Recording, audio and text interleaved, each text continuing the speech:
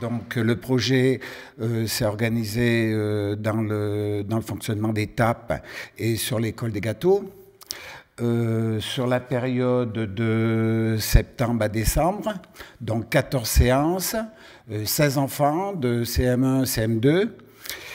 Et le projet, le point de départ, c'était d'essayer d'aménager leur cours d'école. Étant donné qu'ils passent beaucoup de temps à l'école, voilà, quoi, il me semblait intéressant d'apporter une réflexion sur l'aménagement de la cour. Là, ça a été un petit peu compliqué parce que bon, c'était la première fois qu'ils se servaient d'un mètre, d'un décamètre, qu'il fallait retranscrire un petit peu les mesures.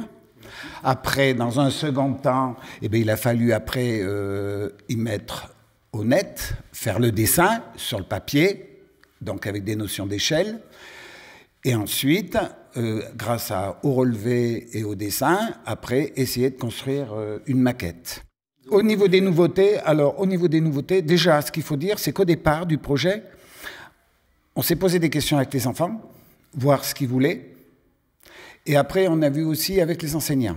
Parce que les enseignants, eux aussi, toute l'année, ils vivent à l'école, donc ils avaient aussi peut-être une réflexion qui pouvait apporter des compléments d'information.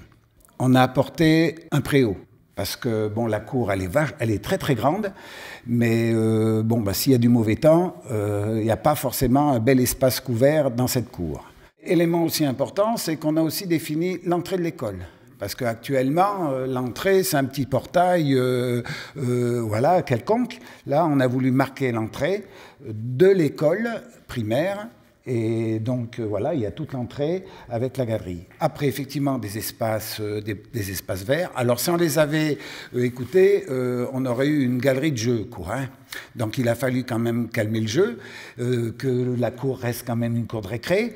Donc, on a essayé de trouver un élément un petit peu sportif où ils pouvaient faire différentes activités. Un espace vert. Alors, bien sûr, c'est un travail avec les enfants, donc le travail n'est pas vraiment abouti.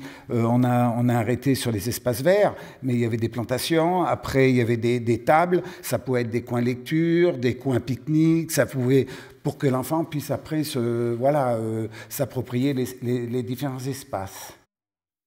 Dans toute réflexion, il faut qu'on ait une démarche, que ça ne tombe pas tout cuit, qu'il y a tout un travail de préparation.